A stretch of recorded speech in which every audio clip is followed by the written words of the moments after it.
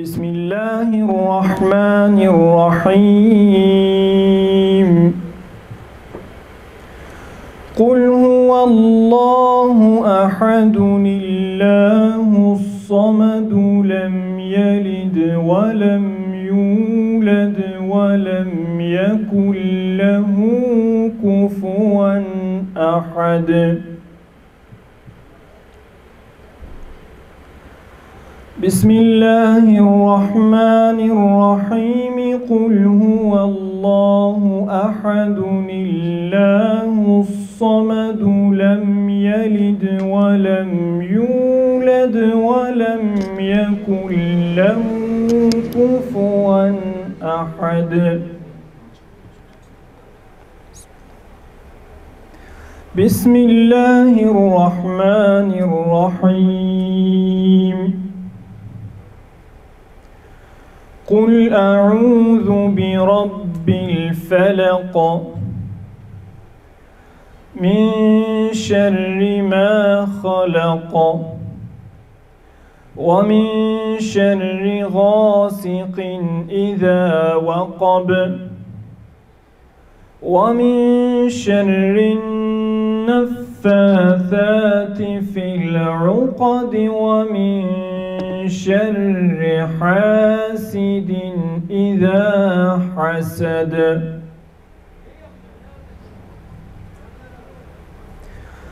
بسم الله الرحمن الرحيم قل أعوذ برب الناس ملك الناس إله الناس من شر الوسواس الخناس الذي يوسوس في صدور الناس من الجنة والناس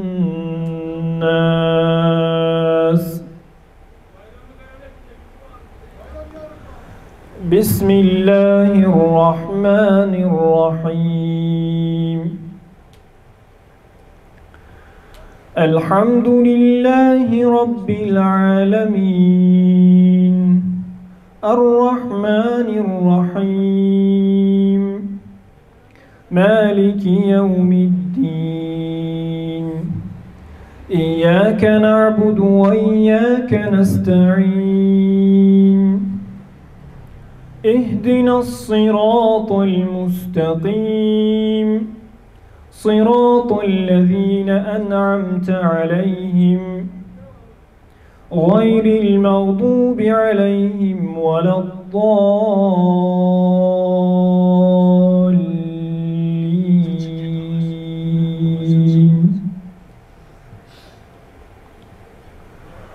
بسم الله الرحمن الرحيم ألف لام ميم ذلك الكتاب لا ريب فيه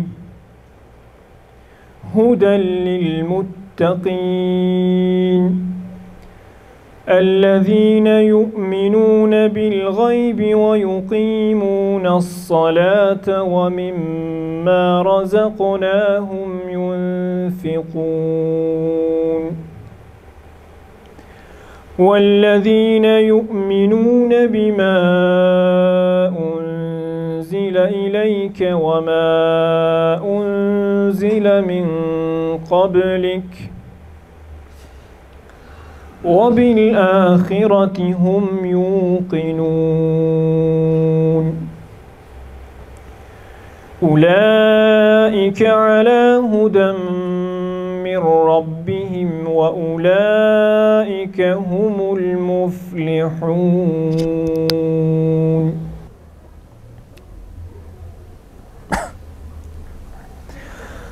ألف بسم الله الرحمن الرحيم آمن الرسول بما أنزل إليه من ربه والمؤمنون كل آمن بالله وملائكته وكتبه ورسله لا نفرق بين أحد من رسله وقالوا سمعنا وأطعنا غفرانك ربنا وإليك المصير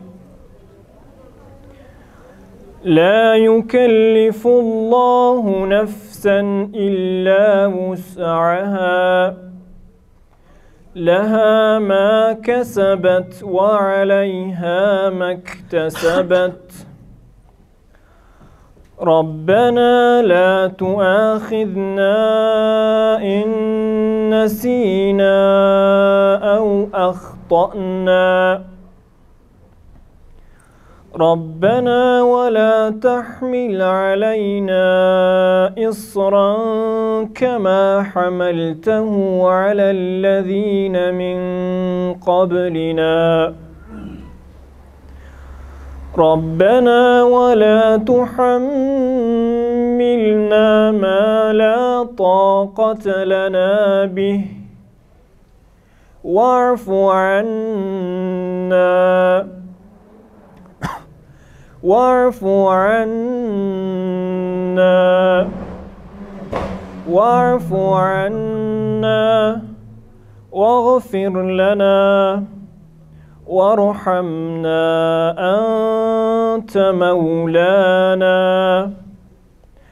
أنت مولانا فانصرنا على القوم الكافرين صدق الله العظيم سبحان ربك رب العزة عما يصفون وسلام على المرسلين والحمد لله رب العالمين.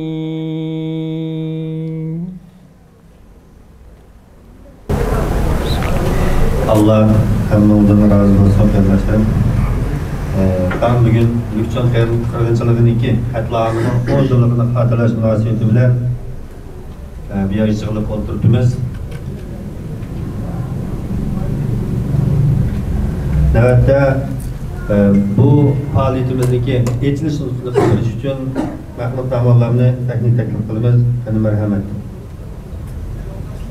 Esselamu Aleyküm ve Rahmetullahi ve Berekatuhu. Hürmetli cemaatlerimiz, bugünkü günde bazı kıyırdaşlarımızın kelişi teklif kılıngan bolsama öyde turup ibadet kılış, zikir, tesbih, okuş, dua kılışını ebzel görüp şunu özür etip gelmeyen kıyırdaşlarımızın var. Doğru emde öyde oturup zikir, tesbih, ishaq buludu. Hakikaten bugünkü gününe ait muhim bek ebzel bir gün. Şunun olan birlikte bizningki zikir tesbihlerimiz, bizningki şu bugünkü muş faaliyetga o'xshash mushundaq faaliyetlerimiz mening tushanchamda hammasini ibodat deb qarayman. Chunki bu yerda vatanimizda Allohning dini depsendi qilinayotgan, Allohning kitobi depsendi qilinayotgan, shu kitobini o'qigan, yodlagan insonlar o'ltirilayotgan, shu Allah'ның yol yoruqu boyunca mağmen davatkan insanlığa türlük ceza berilayotgan bir günde biz emdi muşu chet ellerde özümüzün şəxsi ibadetlerimiz bilen bulab bir-birimiz bilen boğan muşundaq olturuş qopaşlarını bunu azaytı vetsek, bunu sel qarısaq gündün günüge bizning ahvalımız mı xarablaşıdı chet elde. Şununla muşu oturuşlarımı men şu öyde okugan zikir tesbihlerge o'xshash, dualık o'xshash ebzel ve onundumu bekrak ebzel deb qarayman. Hem de bu yerda meni ichilish so'ziga taklif qililgan bo'ldi, qerindishim. Ichilish so'zidan vaqtimiz bir az bor. Bugun kunninki ne kadar muhim ekanligi. Şunun bilan birlikte muşu bugunki Arafa günü dep atıldı hamda bu gün. Muşu Arafa günü münasebeti bilen Turpannınki Lükçin diyarida bir türküm haqiqatperver Allah'ның dini xorlangan bir ahvalda şununğa karşı durup jasaretini körsətken bir türküm qırındaşlarga dua qilish üçün, şularni bir xatirlash, eslash üçün, şularning iş izlerinden ügünish üçün, jasaretimizni, qahramonligimizni oshirish üçün bu yerga yig'ildik hamda. Hamda bu yig'ilishimizni Rasululloh sallallohu alayhi va sallamning mush hadisiga sap turib, Rabbimizdan mush hadisning ko'rsatmasi bo'yicha mushundaq bir ejir aladigan sorun qatorida qabul qilishini Rabbimizdan so'raymiz. Rasululloh sallallohu alayhi va sallamning deganida bir turkum kishilar bir uyga yig'ilib Allohning kitobini o'qishsa va u kitobni tilovat qilib dars qilishsa, o'zaro muzokara qilishsa, ularga bir xotirjamchilik tushadi. Ularga qalblarida bir xotirjamchilik bo'ladi. Ularni rahmat taraf-tarafdan qo'rshab turdi. Farishtalar bularning atrofini yo'gab qo'rshab turdi deb bu shaklda tushundirib, oxirdagi mazmunda Alloh huzuridagi farishtalar ichida bu o'ltirgan jamoatningki ta'rifini qiladi, ularni eslab o'tadi deb Rasululloh bu shaklda tushundirgan. Bu yerda bu arab tilidagi sakinat degan bu so'z qalbdagi bir xotirjamchilik. Hozirgi shu dunyoga qaraydigan bo'lsak, ko'p insonlarning ya iqtisoddan xotirjam bo'lmaganligi, ya qilayotgan tijoratidan xotirjam emas, ya tutayotgan siyosatdan xotirjam emas, ya davlat boshqarayotganligi xotirjam emas, hech kimdan xotirjam emas, hech kim hech ishidan xotirjam bo'lmayotgan shundaq bir davrda yashayapmiz. Demakki, bu Rasululloh sallallohu alayhi va sallamning hadisidagi bu as-sakina degan bu lafzi xotirjamchilik nereden keladi? Allohdan keladi. Qachon keladi? Xotirjamchilikka olib boradigan shundaq Allohning kitobini tushunadigan, buningga cho'kadigan, buning yo'l yo'riqlarini o'zimizga tatbiqlashga tirishadigan shundaq bir suhbatlarni qilgan vaqtimizda Allohning yordami bo'ladi. Hozir islom, musulmon desa xuddi bir hikoyadek anglandi qulqimizga. Bu bundaq emas qarindoshlar. Gerçi bir 100 yildan oshgan bo'lsa-mu, islom millatininki hayvisi yerga urilib, bularning ishlari kundan kunga tuvallab, bularning dushmani shon shuhrat topqiniga 100 yil bo'lgan bo'lsa-mu, aslida islom ummati bundaq bir ojiz, bichora millat emas. Afsuski shunda bo'ldik hamda biz o'zimizning dinimiz bo'yicha tushungan vaqtimizda biz Allohning marhamatiga intilish uchun Allohning ko'rsatmalarida tig'imi ching tursak, bizga xotirjamchilik bo'ladi. Hamda mushu Arafa kunisi munosabati bilan va shundaqla bu surada bir necha turlik ilgirki tarixda o'tgan insonlarningki ahvoli so'zlanadi. Shuning bilan birlashtirib qisqagina men bir to'xtalib o'tishni muvaffaq ko'rdim. Bu bir ilmiy, ya'ni diniy ilm masalasidan to'xtalamiz buningda. Bu Fajr surasi deydigan bir sura bor Qur'oni Karimda. Bu Fajr surasidagi asosliq mazmun birinchisi mushu bugungi mushu kunningki Zulhajjiningki mana mushu birinchi kunidan boshlab bugungi va atigi kelguchilik bo'lgan biz hit deb ataydigan mushu jarayonlarning tushuntirilishi bilan birlikda tarixda o'tgan shu davrga nisbatan bek kuchlik deb sanalgan, haddidan tashqari shu davrdagi noiti texniki seviye hamma jihatlardan yuqori sanalgan shundaq insonlarning yer sharida vayron bo'lganlik to'g'risidagi bir voqelikni bu so'ri bizga tushuntirdi. Buni o'rganish orqali biz jasoratlanamiz. Chunki biz Qur'onga ishonamiz emasmi? Biz ishonayotgan Qur'oni Karimda shundaq haqiqatlar so'zlangandan keyin biz buni o'rganish orqali jasoratlanamiz. Endi bu yerda Rabbimiz deydi: "Vel fajr ve layalin ashr ve şaf'i vel vatr ve leyli iza yasr." Fajr degan shu tangtish degan ma'noni bildirdi. Tangtish bilan qasam. 10 kun bilan qasam. 10 kun degani shu Zulhajjiningki 10-kuni, birinchi kundan 10-kunigacha bo'lib, 10-kuni bo'lgan vaqtida hit bo'ladi, bizga qurbon hit bo'ladi. Jub bilan qasam, taq bilan qasam. Endi bu jub, bu taq degan bu so'zni tefsir alimleri, tefsiri Taberi'de şef'i deganni bugünkü günni, yani muşu Arafa günüsünü dep tushundirdi. Bu nimening jupi desa 9-cü gün bo'lganlikdan, 9 degan arab tilida taq emas, memde tefsiri Taberi'de bu şekilde tushundirdi. Vitr demek jup şef'i vitr deganni taq dep bugünkü günni ko'rsatdi. Şef'i deganni Ətidiki 10-cü günü dep bu şekilde tushundirdi. Hem bu yerda nima uchun a söz aldı da ma söz keynida bo'ldi degan bu meselelerni ma ilim ehli bo'lgan, yani mushu sahadagi qarindoshlar buni shu kitoblardan bu aslida tuvanda bor, biz buni jiq to'xtalib bo'lolmaymiz. Endi davomliq o'tab turadigan kechi bilan qasam, vallayli iza yasir degan Sara Yasridan chiqqan davomliq mengib turadigan, o'tab turadigan kechi bilan qasam, shu qurqi 5 turlik qasamda taң atib turadigan subhi bilan qasam, 10 bilan qasam, 10 kunninki kechalari bo'lgan mushu kunlar bilan qasam, jub va taq bo'lgan vaqt kunlar bilan qasam, davomliq mengib turadigan kechi bilan qasam deb mishadi 10 xil narsani, 5 xil narsani sanaydi, 5 xil qasam. Endi bu qasamni deb Robbimiz jalla va ala aqlliq odamga bu nihoyatda muhim bir qasam deb tushundirdi. Endi bu qasamni qilishidagi asosli maqsad buningdan keyin hamda.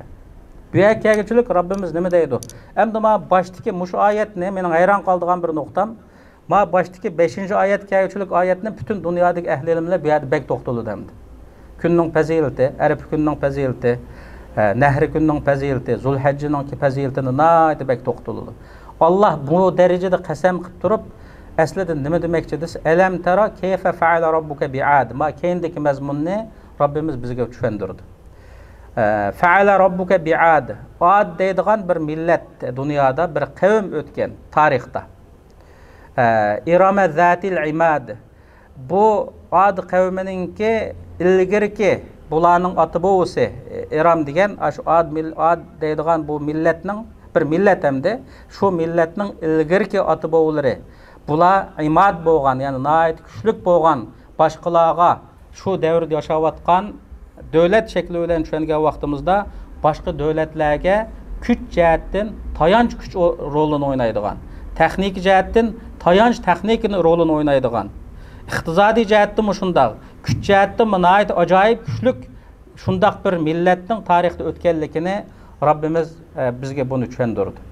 Allati lam yuxlaq misluha bil bilad, shaharlarda tek aning o'xshash andaq kuchlik bir millat yaratilib boqmaganligini Robbimiz deydi. Demek ki pek kuchlik millat ekanda bu. Ajoyib bir kuchlik millat tarixda o'tgan. Endi va Samud allazina jabu sakhra bil wad. Samud deydigan bir millatmi o'tgan tarixda. Biz endi hozir palani millat, pokoni millat deb bizga zulm qilayotgan, dunyomi uning zolimligini bilmayotgan bilsimi shuningdan qo'rqib turib, endi 7 yillik yerdan ta'zim qilishga boshladi endi. Aslida 7 kunlik deydik, endi 7 yillik yerdan ta'zim qilib turayotgan shunda Xitoy millati deydigan bir millat var endi. Bu millat biz bilan bevosita munosabatlik. Bizning vatanimiz bilan munosabatlik. Biz shu diyorimizda tug'ilib cho'ng bo'lganligimiz uchun, bizni ishg'ol qilib olganligi uchun biz bilan bevosita munosabatlik bo'lgan shundaq bir millat.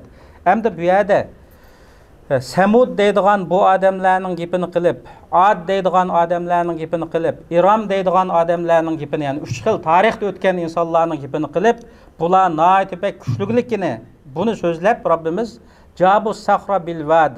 Bular shu davrlarda qattiq yo'g'on toshlardan shu toshlarni tishib, o'nkir ichib bir narsalarni yasab shunday qiladi deydi. Shu davrlarda yo'g'on toshlarni, tog'larni teshadigan shunday qiladi ekan. Endi hozir o'ylasak, tog' teshadigan mashina bor hamda.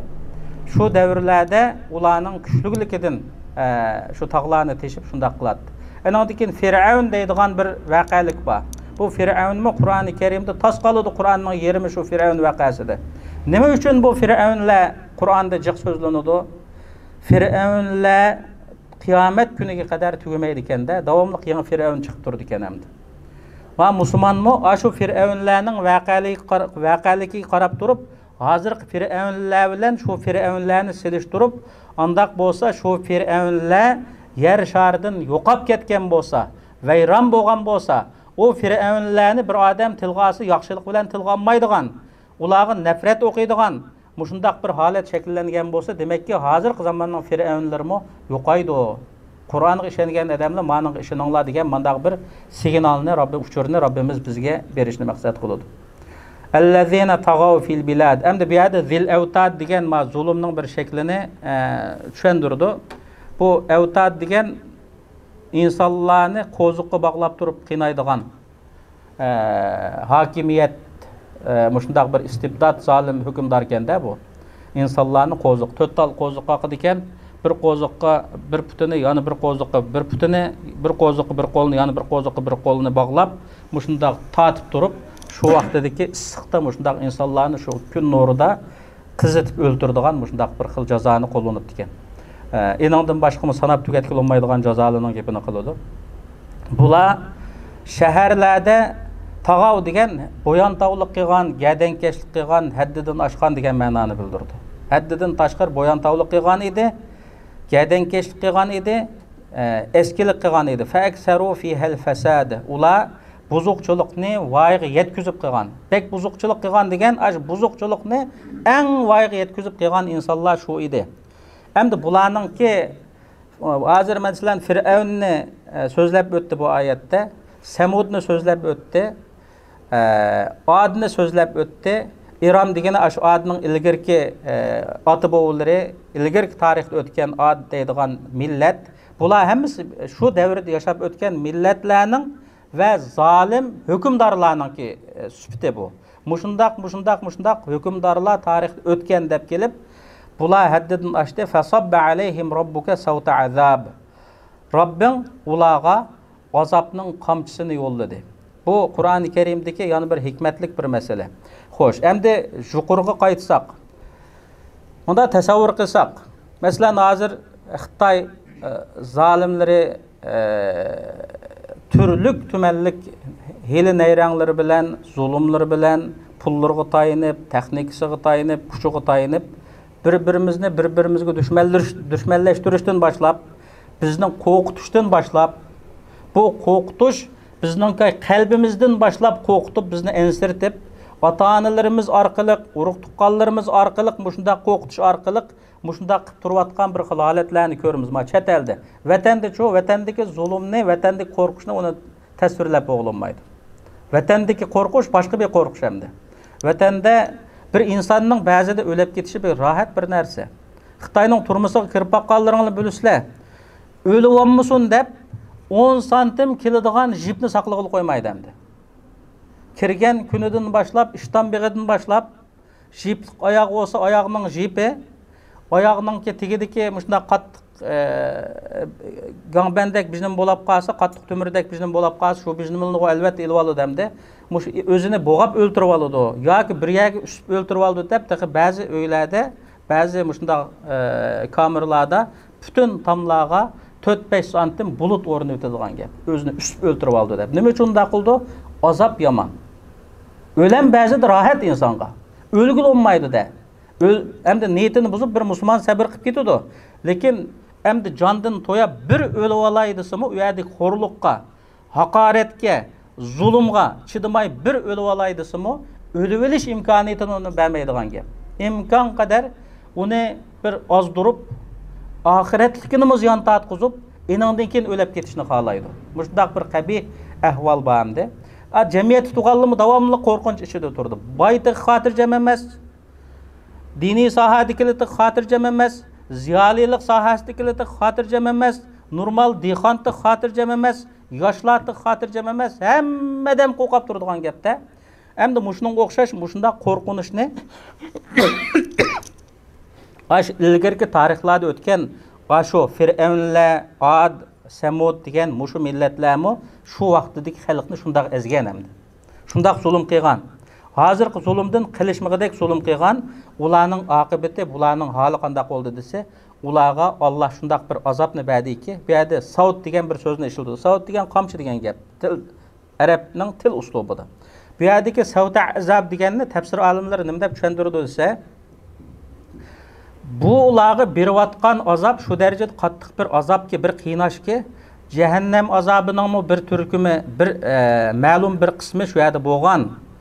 tarixte bo'lgan barliq kelgan qiynashlarning bir qismi bo'lgan, buningdan keyin bo'ladigan qiynashlarning bir qismi bo'lgan, tasavvur qilolmagandek azobning hammasini cho'ng bir narsaga o'xshatsak, shu cho'ng bir narsani qamchilab turadigan bir qamchi, shu azobning bir qamchisini ekilib, shu yerda shularni shu qamchi bilan urgan, ya'ni tasavvur qilg'usiz bir halokatchilikka yuzlangan deb bu shaklda tushundirdi. Rabbimizningki bizga bergan tushunchasi bu.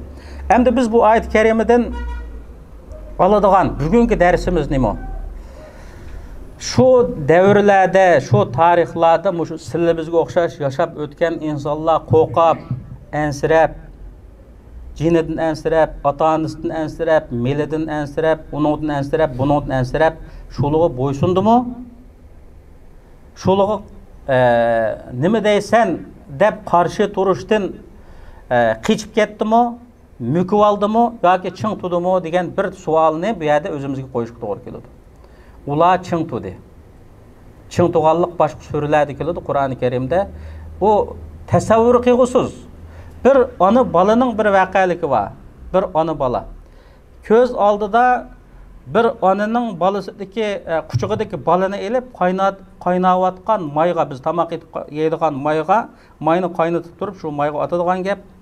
Ondan keyin onasini jazolaydigan gap, boshqani jazolaydigan gap, tasavvur qilg'usiz shundaq qiyin qistaqlar, shundaq shu davrlardan bo'lib ketgan. Endi hozir shundaq bor.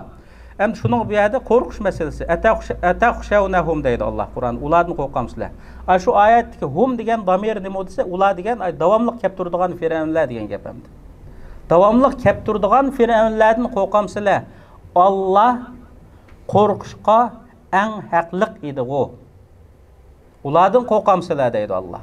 Endi bu yerda bu dunyoda mushundaq bir ilgirmi mushundaq bir hukmdorlarning, zolimlarning, mustabidlarning o'tganligini Qur'oni Karim bizga tushundirdi. Shu mustabidlarga bo'yin egmay ching turib, namuna shakllik bo'lib o'tgan musulmonlarni bizga tushundirdi. Endi biz qanday qilamiz? Biz Qur'oni Karimga ishonadigan bo'lsak, mana Qur'on Fajr surasininki 14-oyatiga keluvchilik qarindoshlarimiz tarjima Qur'onni qisqa, haqiqatan buni biz tushunolmaysizlar. Tercüme kılınan tefsirler, yoki Türkçe'de asaslı bekçik tefsirli oldu iken, Türkçe tefsirlerden bir neçe tefsirlerini körsek, bu mezmununu takımı ifadələyimiz, düşünemiz, özümüzge nispeten takım aydınlaşır. Demek ki, ilgirki zalimler qandaq halak olgan bolsa, veyran bolgan bolsa, yok bolgan bolsa, bizge zulüm kılıvatkan zalimlarmı, yani Xitay zalimlerimi, Xitay zalimlerine işləvatkan Uyghur Xitaylarımı, şulağı casusluk kılıvatkan Uyghur casuslarmı, şulağı oxşaş şundaq bir günge duçar boludu degen nersege biz işenimiz. Çünkü biz Kur'an'ı işendik. Kur'an-ı Kerim bizge şu nasihatini berdi. Bugünkü menonki qarindoshlarımga sunmoqchi bo'lgan bu oyat karimning mazmuni mushu. Alloh rozi bo'lsin. Şunu bilan birlikte qarindoshlar bugungi bu kunimiz nihoyat ahamiyatli bo'ladi deb o'ylayman. Chunki ham Qur'oni Karimni xatmi qildik, duo qilamiz, ham shundaq bir zulmga qarshi turish yo'lidagi o'zaro fikr almashtirish va tushunchamizni texmi chunqurlatish, zolimdan qo'rqmaslik muhim bo'lgani. Shu davrda Lükçün diyarida boyun egmestin, bel koyvetmestin, korkmastin, cesur halette şehit bo'lgan qarindoshlarimizningki ruhidan ügünüp, biz shundaq cesur halatlerde bo'lishimiz uchun bugungi bu meclisimiz sebep bo'lib qoldi. Bu temaga kirib ketsek, har qanday millat düşmanları tarafidan uchirgan zulmlarni ve şu zulümge karşı duruş yolunda kurban bergen şehitlerini unutup ketiş sebepli kelgüsüdeki bəxt saadetini yoktudu. Çünkü biz şehitlerimizin her zaman hatırlap duruşumuz gerek idi. 10 afsus ki o yıl bu yıl 10. yılı 2013 yılı yüz bergen bu katliamını biz hem de bu yıl mana 2023'te birinci kıtım yığılıp cemaatimiz bilen oturup bunu ortaklaşıvatımız. Bizning bugün bu yerge yığılışımızdaki sebep hazırki vaktin 10 yıl burun Allah'ın bizning ve bütün insaniyatının düşmanı bo'lgan zalim, faşist Xitay işgalci Xitay devleti kılgan insaniyatga yat, insanlıkka yat zo'migarlikni ve zulmini qaytadan eslash, bu yo'ldagi shahidlarimizning ruhiga duo qilish uchundir. Rabbimizdan qilgan duolarimizni o'z dargohida qabul qilishni, bizga shahidlarimizning intiqomini ololgudek iymon, kuch-quvvat, imkon ve fursat ato qilishini so'raymiz. Amin. Şu vaqtdagi qonliq bostirish ve onun jarayoni. Tangritog tizmisining sharqiy bo'lagidagi tabiiy shakllangan mashhur turpan o'ymonligiga joylashgan Lükçün uzaq asrlardan buyon Uyg'ur xalqi to'pishib o'ltiraqlashgan nefit, gaz, kömür, oltin ve boshqa sanab tugatkili bo'lmaydigan madan zapaslari bilan hem iqtisodiy hem strategiyalik o'rni sababli intayin muhim yurtdir. Asrlar mabeynida İslam ve Uygur milli kimlikinin muhtakem qal'alaridan biri bo'lib kelgan Lükçün 1949 yildagi Xitoy davlati, Xitoy tajovuzchi davlati, Kommunist partiyasi ishg'olidan keyin izchil ko'chman Xitoylarni yerlashtirib, Müslüman Uygurlarni dindan yiroqlashtirish siyosatida necha 100 yillik qonliq madrasalari, cami xonaqolaridan ayrilgan. Shundaqdimi tigi isil diniga chin bu yurt xalqi har fursatda o'z dinini qayta barpo qilish, onun ruknlarini jariy qildirishdan bosh tortmagan. 2009 yildagi 5-yo'l Urumchi qatlamidan keyin Xitoyning Sharq Turkistondagi umumyuzlik milliy va diniy urf-odat va an'analariga zarba berish, atalmış oshqunlikqa qarshi kurashlarida o'zining pes fitratini namoyon qilib, Xitoyga g'olchilik qilishni sharaf bilgan bir uchun sotqinlarning kuni tug'ildi. Her fursatda xizmat ko'rsatish yo'lida Xitoy faşistlarga xizmat ko'rsatish yo'lida temiz qilib yuradigan bu rasvolardan biri Lükçün bozoridan, ya'ni Lükçün bozorida o'sib cho'ng'igan Abdusalam Habibul edi. 2013-yillari yangi o'qish bitirib bozorlik soqchixonaga xizmatga o'rinlashgan. Abdusalam Habibul Uyg'ur, ya'ni qini buzuq Uyg'ur deymiz buni. 29 yosh, Kompartiya a'zosi, o'ttir bo'y, oq pishmoq kelgan. Bir qatim o'ylanib ajrashgan. Lükçün soqchixonaga xizmatga tushgandan e'tiboran ishg'oliyatchi Xitoy davlatiga, Xitoy tajovuzchi davlatiga nihoyat sodiqlik bilan ishlab 2013-yili 6-oyning 25-kuni Xitoy Kompartiyasi a'zoligiga kirgan, ya'ni a'zoligi tasdiqlangan. Abdusalam Habibul bo'libmi diniy e'tiqodi kuchlik yoshlarni nuqtaliq nazorat obyekti qilib tanlaydi. O'z o'rni ve huquqidan foydalanib, uzun kiyingan qiz ayollarning kiyimi, yosh erlarning soqol, do'ppisi qatorliq tashqi ko'rinish, yurish turishlar bilan alohida qerishidi. O'zining bola og'inlari, ko'ni saboqdoshlariga hech qanday yuz xotira qilmay, do'stona taklif o'tinishlariga qilch-pisand qilmaydi. Hatta dal shularni paylab, diniy suhbat ustida tutib, jinoyatchi qilish orqali faşist Xitoy davlatiga bo'lgan sadoqatni isbotlashga tirishdi. 2000-yillardan boshlab xalqimiz o'z e'tiqodlarini tepib, to'y-to'kun, marakalarda aroq, sharab, tetiqsiz o'yin tomoshlarini tashlagan. Marakalar borgan sari islomga uyg'un o'tishga boshlagan edi. Bir tarafdan Xitoy davlatining yerlik faşist idoraları Allah'ın hakkı bolgan dalillarını köçmen Xitoylarga bölüp berip, Xitoylarning tez fursatda ko'payishiga sharoitga hazırlab, yerlik nüfus tarkibini buzsa, yana bir tarafdan zo'migar hukumatning köçmen Xitoylarni davomli qo'llab quvvatlashi bilan Xitoylar tizdan beyib, iqtisodiy tangpongsizlik eg'irlab boratdi. Bu haqda Wang Chaojun isimli bir Xitoy o'z og'zi bilan e'tirof qilgan.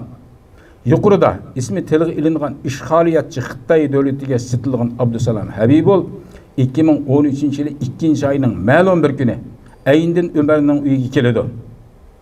Ya'ni bu Ayindin Umar biz bilganimizdek Lükçün bozorining Uchko'rik kentining Armali mahallasida o'ltiraqlashgan o'zi nayeti dini yaxşı okugan bala idi. Çünkü manga bu bala 2 yıl ben şu yerda dehqonchilik, sayköktatchilik bir bazı qurdim. Şu bazda bana 2 yıl işlegan. Her qandaq ishni mundaroq qilib bo'lib ekan degan yani qo'ymay ishlaydigan bala edi. Shundaq astoydil. Men bu bek amraqdim bu balaga. Muşu balının beşiğe bu facialar şu vaqtda kelip vicdan egisi bo'lgan bu bala mana 2013 yılı 2. ayının ma'lum bir kuni Ayindin Umarning uyiga keladi. Bu heliqi Abdusalam Habibul degan mal'un. Bu vaqtda Ayindin Umar uyda yo'q bo'lib, ish qattiq qilgandan keyin eshikni ayoli ochadi. Yüz yepiq ayolni ko'rgan Jallat Abdusalam Habibulning asabiyligi tutib, ayolni yüzünü içishga buyuruydu. O ayol yüzünü açıqılı unamagandan keyin uyda yalğız qalgan yosh ayolga qo'l uzatib, yüzünü içib, yüzüngni yo'g'ib olsang, ay parim ekan debdiman. Chig'liq nima ekan sen go deb o ayolga haqorat qiladi. Xo'rliq chidamagan ayol la'nat bo'lsin sana, do'zaxda kuyarsan deb uyga kirib eshikni taqib oladi. Yosh ayol yüzünü içip yüzünü yo'g'ib olsang, bu yerda bir gapni bir nima bo'lib qopdi. Qo'l uzatib ayolga yüzünü içip yüzünü yekib olsang, ay parim ekan debdiman. Tüfi deb bu yerda bir yüzük tükagan ish bor. Yüzünü tüfi, yüzünü yo'g'ib olsang, ay parim ekan debdiman. Chag'liq nima ekan sen go deb o ayolga haqorat qiladi. Xo'rliq chidamagan ayol la'nat bo'lsin sana, do'zaxda kuyarsan deb uyga kirib eshikni taqib oladi. Eri uyga qaytib kelgandan keyin zulmga uchragan chorasiz ayolning yig'lab turib eri Ayindin Umarga deb bergan ahvoli bu qadar. Erining Xitoy davlatining jillat soqchisini o'ldirishga otlanishi, uningdan keyin erining va jamoatining beshiga keladigan xatarlardan ansirab demagan ahvollarini texi Alloh o'zi biladi. Asabiyligi haddidan oshgan Jallat Abdusalam bozoriga berib Ayindin Umarni topadi va zo'migarlik bilan soqchixonaga opirib soqirini majburiy shurgizib etadi. Ayindin Umar uyiga qaytib kelgandan keyin ayolining xo'rliqqa uchragan shikoyatlarini anglab, do'stlarini yig'ib, bu satqun Jallatning haddidan oshgan fashistligi haqida muzokara olib boradi. Muzokara jarayonida boshqa savoqdoshlarining bir qancha qitim bu mal'unga nasihat qilganligi ve nasihatlarning qilch foydasi bo'lmayli qolmay, texmo asabiylashib ketayotganligi ve bu g'olchining ko'zdan yo'qtilmasa bo'lmaydiganligi to'g'risida muzokara natijalanadi. Chunki bu yerda Abdusalam Habibul bilan boshqa qarindoshlar degan boshqa saboqdoshlar, ya'ni kelib bular hammasi maktab saboqdoshi bolalar ekanda, tangchish. Bu shunda bo'lganligi uchun bu saboqdoshimiz bo'lgandan keyin buning bir nasihat qilayli. İnşallah bir foydasi bo'lib qolar degan cho'ng umidda buningga bir qancha qitim nasihat qiladi, ammo nasihatning natijasi qat'iy natijasi ko'rilmagandan sirt tig'im asabiylashadi bu. 2013 yil 6 ayning 25 kuni seshanba şu mahalladagi yoshlardan Akram Usmon tuyuqsizla qo'lga ilinadi. Ya'ni tuyuqsiz o şu sabdoshlardan birisi bo'lgan Akram Usmon qo'lga ilinadi. Saqchi tarafning rahimsizligini yaxshi bilgan Ayindin Umar va sabdoshlari Akram Usmonning qiyin qistoqda mahalladagi yoshlar tarafidan ichilgan yig'in, ya'ni shu muzokiralarini mazmunini pash qilib qo'yishidan ansirab darhol Akram Usmonni qutuldirishga va chidiqsiz zulmga qarshi kurashishga o'tishni planlaydi. Yoshlar 2013 yili 6 ayning 26 kuni chorshanba sahar soat 3 atrofida yig'ilib maslahat qilishib, bo'linib harakatga o'tadi. Fidoyilar oldi bilan g'usl qilib namoz o'qiydi. Qanday vaqtimiz g'usl qilamiz qarindoshlar? Demak, o'zining o'lib ketadiganini bildi. O'zining g'uslini o'zi qilmasa, ularni g'usl qildirib ko'madigan inson chiqmaydi u yerda. Uning uchun g'usl qildi. Avval g'usl qildi. Ondan namoz o'qidi. Va oldin tayyorlangan pichoq, kaltaklarini ilib, 3 chaqliq motosikletlar bilan yo'lga chiqdi. Naq maydonga yaqin bir may qachirish punktida oldin tayyorlangan may to'nglarini benzin bilan to'ldirdi. Birinchi guruhga chaqmoq tezligida harakat qilib soat 5:50 atrofida Luksin bozorlik soqchixonaning yig'ilma eshigidan atlab o'tib 7 minut ichida soqchi idorasini qamal qiladi. Ular Udul Abdusalom Habibul turgan navbatchilik ishxonasiga kirib, naq maydonda Abdusalom Habibulni o'z ichiga olgan bir necha soqchixona ma'murini ujuqtirdi.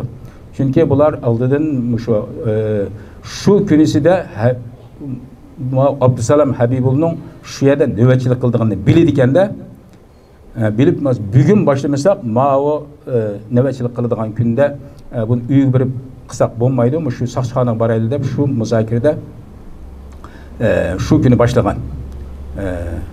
Soqchixona mudiri ko'chman Xitoy Li Changching yordar holda 2-qavat derazadan sakrab qochib qutuldi. Mujohidlar soqchilarning ho'yliga to'xtatilgan mashinalar bilan qochib ketishining oldini olish uchun mashinalarga o't qo'yib o'tdi. Soqchixonaning qurol yaroq iskilatini qo'lga tushirish uchun yer osti qavatga tushganlar iskilatning maxfiy shipirlik qilin temir eshigini ocha olmaydi. Bu yerda asli burun men setni anlagan planlarını hem de men yazmışım, bu atqanını yazdım. Planlarda asli 7. ayının 5'ida muşu plan boyunca soqchixonniki şu qurol yaroq ambirini elib, qurol yaroqni chiqib, tosh tushiydigan mashinalar hammamiz bilgandek u yerdan davom o'tib turdi. Shu mashinalardan 3ni bulab apirib, Pichandan keladigan yo'lni 2 yo'l va u 2 yo'lni to'sab, Turpandan keladigan bir yo'l va asosli uni to'sib, bir shu barin inqilobidagi shu mujohidlardek bir ishni vujudga chiqarishga muzokaralashib ekan, ammo Akram Usmonning tutul qilish sababi bilan bu oldiga surilib ketib, nurg'un ishlar joyida bo'lmay qolgan. Soqchixonadan qochgan bir Uyg'ur yarador setilma soqchi. Soqchixona udulida o'ltirishlik Ahmad Umar ve Muhammed Umar aka ukalarının hovlisiga kirib oladi. Arkasından qo'g'lab kelgan yoshlar öy egisining to'sqinligiga uchraydi.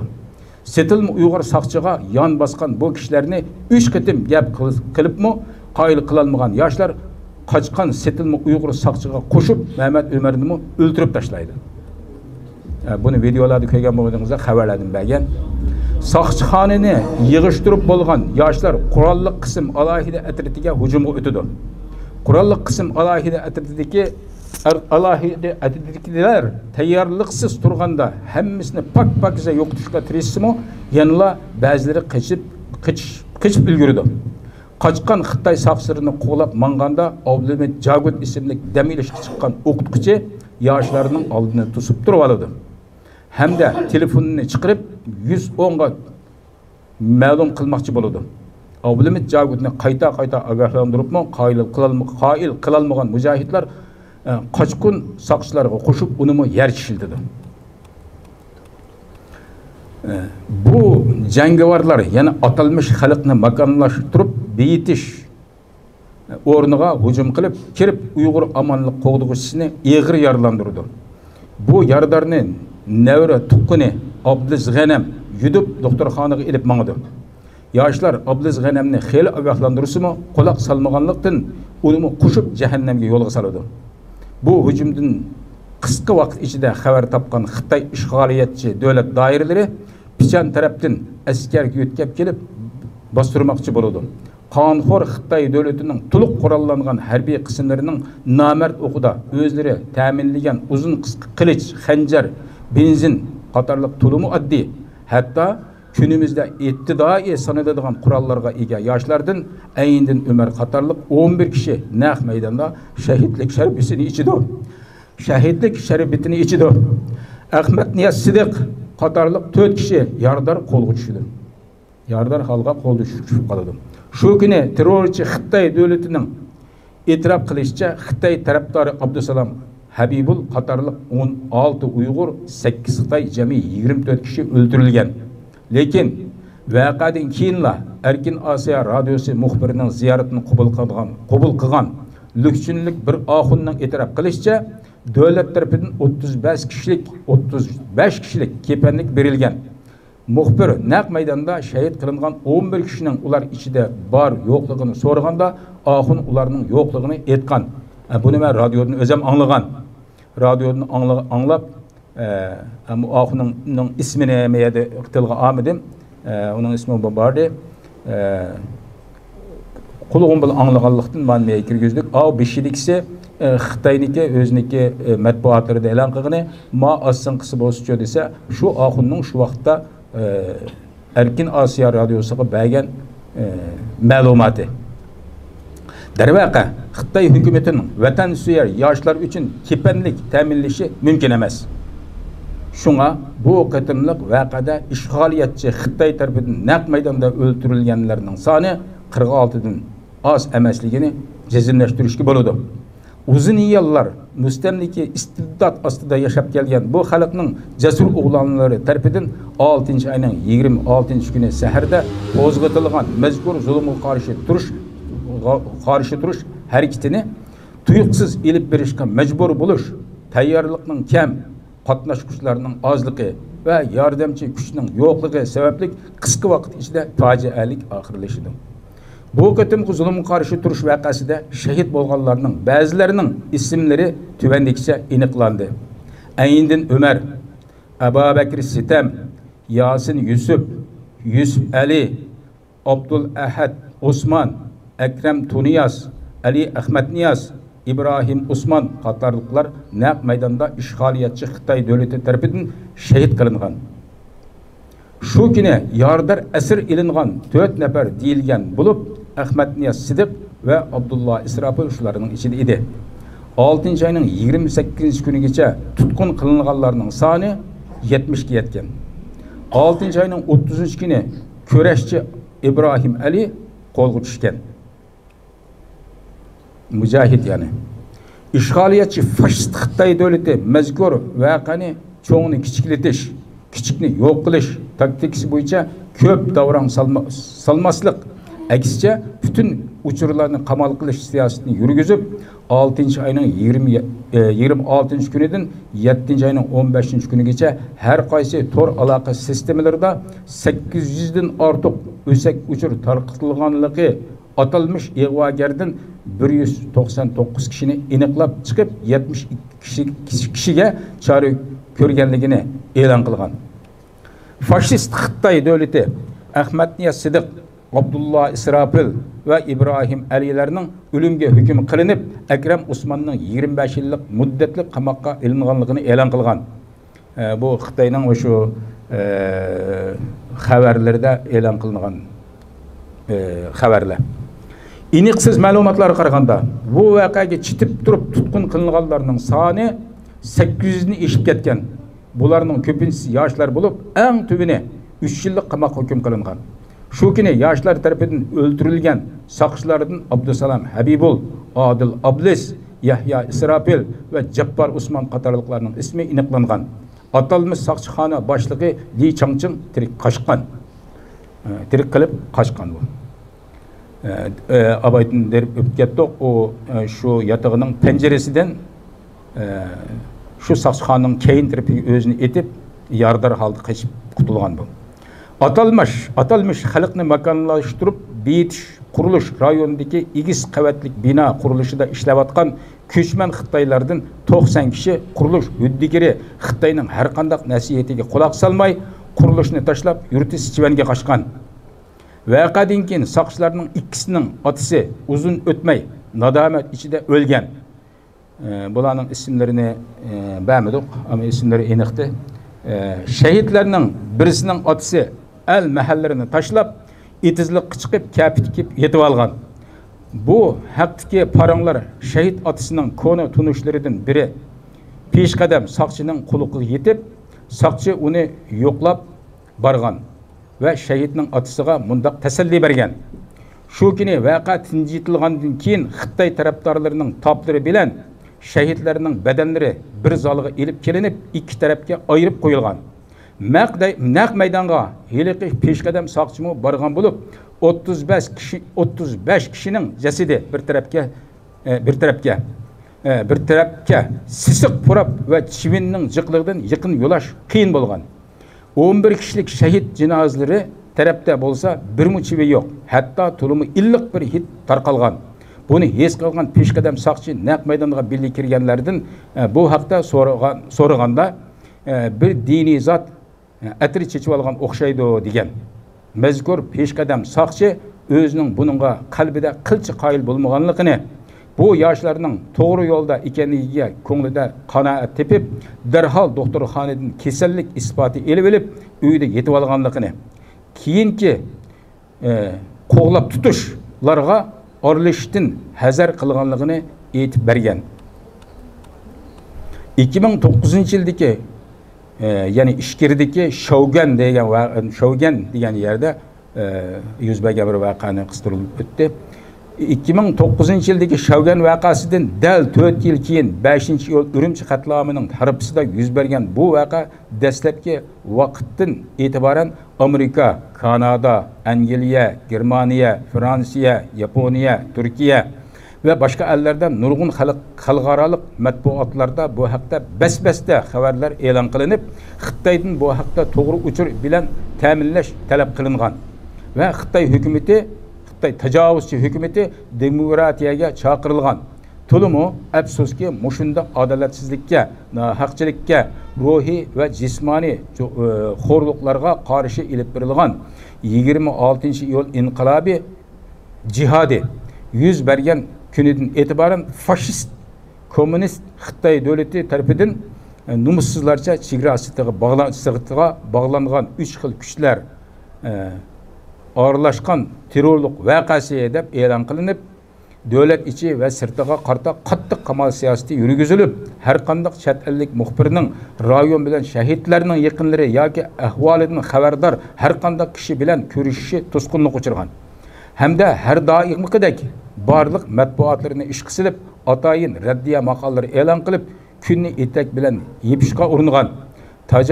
Tajovuzchi faşist Xitoy davlati shuni bilib qo'ysin ki, biz tugab ketmadik va tugmaymiz. Biz terrorchi emasmiz. Biz faqat o'z haq huquqimizni, erkinligimizni va hurligimizni qo'lga keltirishga tirishayotgan izbosarlarimiz xolos. Buni şu özümüzden egallagan xabarlardan bazı Erkin Asiya radyosunun ziyaret xatirlaridan Xitoyning şu vaqt chiqargan bazı xabarlardan yig'ishtirib o'zimiz bilganlarga silishtirib mukammal haqiqiy bo'lgan ishlarni shunchalik yozib chiqdik. Qarindoshlarımızning buni savrchanlik bilan o'tirib tinglab belgelerinden Allah razı olsun.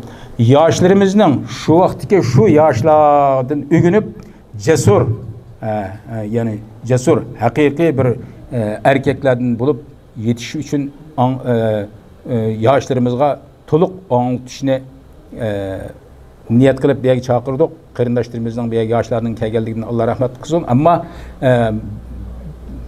yaşlar bir yerde yığılganlarda gepimizning temisi moşnunda bo'lsin, balkim buni belkim qo'yishimiz mumkin.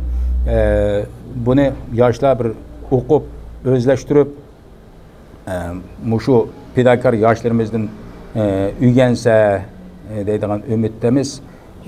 Hammangizlardan Allah razı olsun. Assalomu alaykum va rahmatullohi va barakatuh. Dünyada kiradigan barliq Uyg'urning ozodligiga, hurligiga, mustaqilligiga ko'ngil bildigan barliq Uyg'ur qarindoshlar hammalarga Allohning salomi va rahmati bo'lsin. Bu yerda Abdugim Azimka bu Dukchin qatlamininki tafsilotini bir so'zlab o'tgan bo'ldi. Men bu o'tganda yozgan buni, balki o'tgan kitobga kirgizamiz inshaalloh.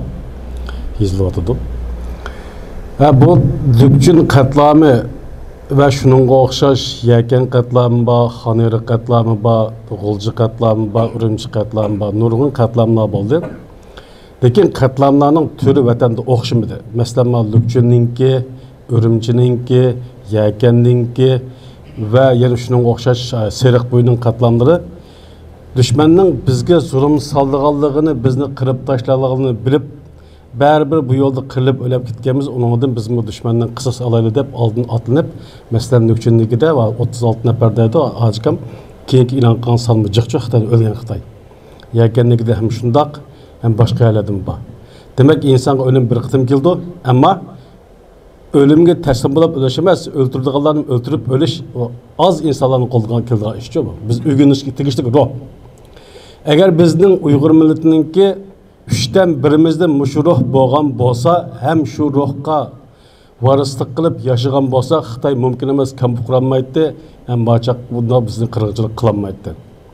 Vatanda aşında inqilabçılarının köpeyotqanlığını görüp, Xitay bizni yani AQShni echivetish arqali bizden bazımızını qo'rqitib, bazımızını aldab chet elga chiqaryapti. Chet elda qurban berdik. Chet elda bergan qurbonimiz oz emas. Ammo o bizga foydasiz, hatto ziyon olib kelgan qurbonlarni berdik. Agar ash chet elda bergan qurbonning 3ning birini bergan bo'lsak, mumkin emas Xitoy vatandagi kampani qurolmaydi. Mustaqillik uchun bo'lgan kurash har qanday davlat, har qanday rayonda bo'ladi, ammo hargizmi shu davlat, shu rayonning ishidan cheklanmaydi. Dünyanın her kas yerlerde elip burada şu düşmana karşı köreş. Yani bizim şu köreşini tanımaydı ikimiz ağzımız zahmet digendek biz yok almayımız dep eğiz digenge yok almaydıgan biz alaydı bir millet emez. Köreş kısak azat olumuz inşallah eğer başında sükut kılıp yazsak kırılıp tügeyimiz. Şunun için bizden ecdatlarımızın varıs kalgan dinimiz Allah bizge parız kılıp bekitken cihat azaldık hareketi hem bizningki burunqi ajdodlarimiz davomlashtirib kelgandeki yaqin kelgusida bizni to'xtab qolgan bu azodlik ko'rishiga undaydigan bir she'r olib keldim.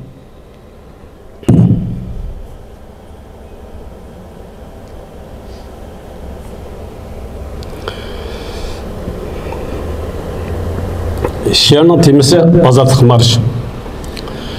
Atlandık köreşke azatlık için. Cengahka merdane kadem taşlayımız. Kulluktan, harlıktan kutulmak için düşmenge kakşatkuç hücum başlayımız. Kollarda köpkök ay yıldızlık bayrak, deryalar keçimiz tavan atlayımız. Gayimiz vatanni hür azat kılmak, nicatlık yoludun hergiz kaytmayımız. Yav bilen cenk kılıp biz batırlarca Kutulup düşmenden erkin yaşayımız. Ya şehit bulumuz kahramanlarca ölsek mi kullukka razı olmayımız. Mağımız nişanını közlep adaşmay, hainga, satqınga kulak salmayımız. Hak yolda müstehkem turup boşaşmay, mekkar pes düşmenge biz aldanmayımız. Numustur düşmenge kul bulup yaşaş, pes kanxor düşmenge teslim olmayımız. Burcumuz vatanni Xitoydan tozlash, jon tikib el yurtni yovdan qo'g'daymiz. Uyg'urlar 1000 yildan biri musulmon, kommunist kafirga biz bosh egmaymiz. Azaldan Türkning yeri Turkiston, hargizmi Xitoyga tashlab bermaymiz. Haq yo'lda Rabbimiz madadkor bizga, shunglashqa dushmandan qo'rqib qolmaymiz. Azodlik, shahidlik o'xshashli g'alaba Galip biz mengüge mağlup olmayımız. Emmalar rahmet. Evet, faaliyetimiz asta ahırlı çıkıp başlap kaldı. Hem de bir dua talat bilen hemmimizdeki belki muşuluk için katliamının ki Abdülkim Hacimkam'ın təsiratlardan üçün katliamını anlap hemmimizden şehit olmamız gibi gitti. Şehit olgan bolsa hop diken dep şunu ümit kıldık. Şuna bir dua kılıp versek Şahimer'den karımdan dua kılıp için teklif kılırız. Elime rahmet. Bismillahirrahmanirrahim. Elhamdülillahi Rabbil alemin. Vel aqibatu lil muttaqin. Ve salatu ve selamu ala Muhammedin ve ala alihi ve sahbihi ecma'in. Elhamdülillahi Rabbil alemin. Errahmanirrahim. مالك يوم الدين إياك نعبد وإياك نستعين اهدنا الصراط المستقيم صراط الذين أنعمت عليهم غير المغضوب عليهم ولا الضالين آمين. Ya Allah, bugünkü ulug günde, bugünkü sevapla tökülüp durduğun günde dualarımızı kabul kıl ya Allah. Ya Allah, şehitlerimizden kanlarını yad koyup koyma ya Allah. Ya Allah, vatanımızı azat buluşka, bir nisb qilgayli Allah. Ey Allah, imonimizni kuchli qilgayla. Bizdan ana shundoq mujohidlarni ko'plab chiqarib bergayla. Bizdan ana shundoq jihad qildigan, qalbiga yuksak g'oyalarni tutgan kishilarni chiqarib bergayli Allah. Ey Allah, bizni qiyomat kuni sen shu vatanimizda nohaq qatl qilingan kishilar bilan uchrashgan chog'da ularga uzr ayta oladigan bir ishlarni vujudga chiqara oladigan kishilardan qilib bergayli bizni, ey Allah. Ey Allah, vatanimizdagi zulmni uzr to'xtatib bergayli Allah. Ey Allah, uzr bizga yordam bergayli Allah. Ey Allah, shu qilgan qurbonliklarimizni, ayt qilgan qurbonliklarimizni, bugun tutgan ro'zlarimizning yuz hurmati bilan bizga yordam bergayli Allah. Allahumma salli ala sayyidina Muhammad va ala ali Muhammad kama sallaita ala Ibrahim va ala ali Ibrahim innaka Hamidum Majid. Bi rahmatika ya arhamar rahimin. Hammalardan Allah razı olsun. Bugün bu faaliyetimiz nihayetinde yaxshi davomli bo'ldi. Allah razı olsun. Siz var şeyde. Assalamu alaikum cemaat. Bugün Arif günüsü qarindoshlarimizni asosan hammasi ro'z tuti degan ko'z qarashda biz iftorga tayyorlik tamoq hozirlagan, hamma nima hozir. Hozir dasturxon solsaqmi iftor biroz bor ekan. Bo'lsa biroz ahli ilmlarimizniki nasihatlarini bir anglasak, iftor qilib qaytsak, ro'z tutganlarmi, tutmaganlarmi o'xshash bir hammamizga tamoq tayyorlagan bu tamoqni yep müşahede bir hatırlayacağım dua kılıp kaysak diye ümitte bunu hemmeleriye bir teklif kılmak için hemmelerine Allah razı olsun. Assalamu alaikum ve rahmetullahi ve berekatuh. Muş sorunğa muşulluk için şehitlerini hatırlaş için her yerden kelgen qarindoshlar qaytadan hoş geldinler deyiş bilen birge. Ben özüm Üçturpan'dan ama Üçturpan'da Turpanlıklar bilen Üçturpanlıklar bir yerden gelmiş diyen bir latif var. Şuna asasen özümle şehitlerini hatırlaş münasebeti tüfeydin. Turpan şehitlerimi biz Üçturpan şehitleri bilen beraber diyen arzudan alayda işlerimde koyup katıldım.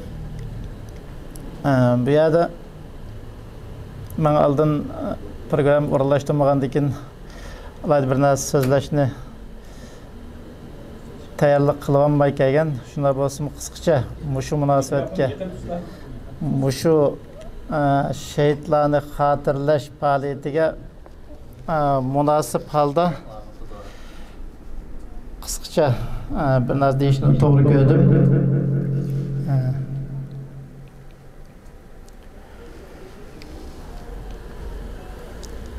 Menimcha Uyg'ur musulmonlarining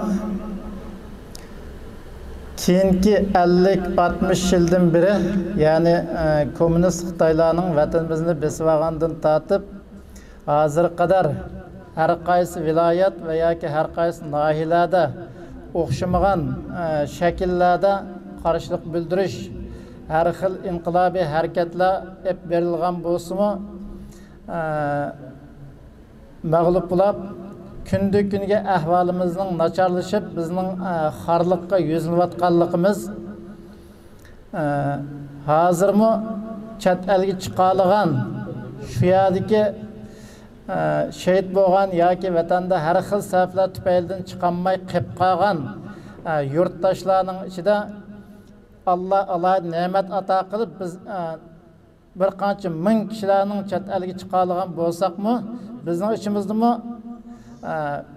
tilga og'idak bir faoliyatni qilolmay mushunaqa qilayotganligimizning alohida birdan bir sababi mushunga o'xshagan aramizdan chiqqan inqilobchilarni, aramızdan çıkan şehitlerimizni, aramızdan çıkan alim ölümalarımızı, mücahitlerimizni yaş qadrlamaganligimiz tufaylidan bularning izlarini avlodlarimizga yaxshi ügütüp avlodlarimizning ichidami men uchun bo'lsam shularga o'xshash shahid bo'lsam bo'larkan degan bir arzu istaklarni tiklamaganligimiz uchun bo'lishi mumkin deb qarayman.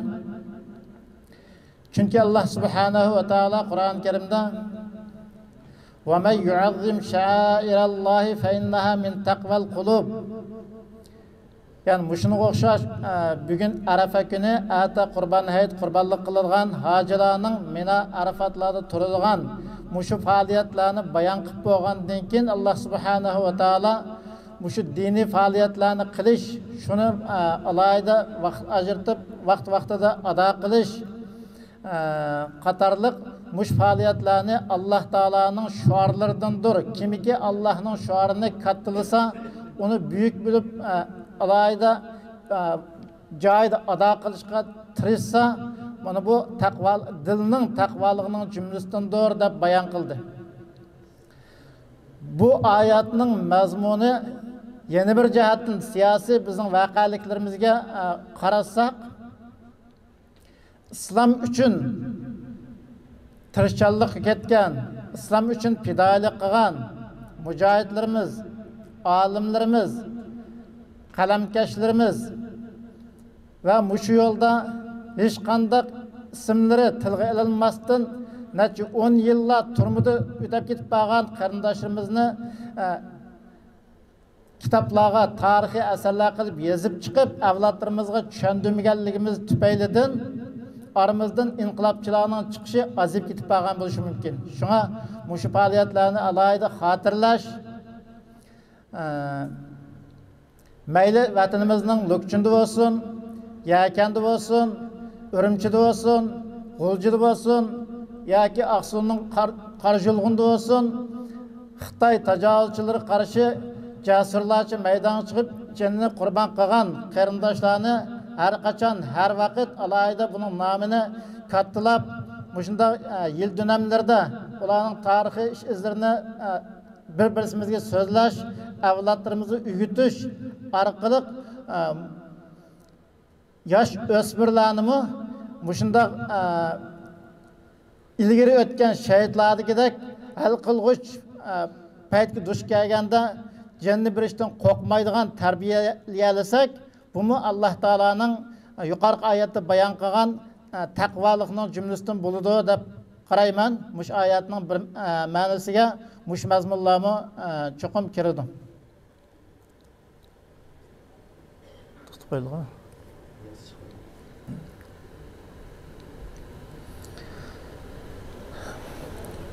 Şuna bunu Peygamber sallallahu aleyhi ve sellem'nin yoki sahoba radhiyallohu anhumning izlaridan alayda palani sahaba, palani kishi palani jangda shahid bo'lgan, uni alayda xotirlagan faoliyat yo'q-ku degan ba'zi gap so'zlar ancha-muncha anglayotdi jamiyatda. Buning islomda asosi bor yo'qligini bilishimiz uchun Qur'on Karimning o'z ichiga olgan umum ma'nosini qaraydigan bo'lsak, Qur'on Karimda Nahnu naqussu alayka ahsanal qasas. İslam üçün, din üçün, e'tiqod üçün kuch qilgan payg'ambarlarning qissasini yuqorida so'z qilgan Mahmud Davollam va boshqa qarindoshlarning tilga olgan yer sharida noiti ismlari tarixiy kitoblarda daston bo'lgan kishilarning vayron bo'lish tarixlarini Qur'on Karim bizga qissa qilib bayon qilishi, Qur'on Karimning ba'zi olimlarning bayon qilishi 4dan biri qissa, ya'ni ilgili qavmlarning qissalari, Allohga iymon etgan kishilarning shu zolimlarga qarshi turish jarayonidagi izlarini Qur'on Karimning bizga bayon qilib bergani, Payg'ambar alayhisalom ilgari o'tgan payg'ambarlarning qissasini shu vaqtdagi Makkadagi musulmonlarga yoki shu davrdagi kufr bilan taqobil to'g'an oz sondagi musulmonlarga deb berish orqali shularning jasoratini qo'zg'agan bo'lsa, bizmi payg'ambar sallallohu alayhi vasallamning davridan tortib hozirga qadar sahobalar bo'lsin, tabiinlar bo'lsin va undan keyin har qaysi davr, har qaysi rayon, har qaysi diyorlarda o'tgan mujohidlarning, olimlarning mana bu shunday zalimlar qarshi turish, haqni sizlash yo'lida jannat pido qilgan fidoilar bo'lsin, shularning ish izlarini unutib qolmasdan yod etib, bo'lsa kitob chiqarib yozib, avlodni avlodga qoldira olsak, inshaalloh biz faqat xato qilgan bo'lmayli qolmasdan eng to'g'ri qilgan mush qilgan ish izlarimizga mush qilgan faoliyatimizga mush ish uchun sarf qilgan vaqtimizga savob oladigan alohida ibodatlarning qatoridan bo'ladi deb qarayman. Alloh subhanahu va taolo hammamizni islom uchun jon fido qilgan barliq shahidlarni qadrlay oladigan, avlodlarimizni shu shahidlarning yo'lida fidokorlik ko'rsata qilib haqiqiy mujohidlarni tarbiyalaydigan kishilarni qilishni Alloh taoladan tilaymiz. Mening so'zim hozircha oxirlashdi. Assalomu alaykum va rahmatullohi va barakatuh.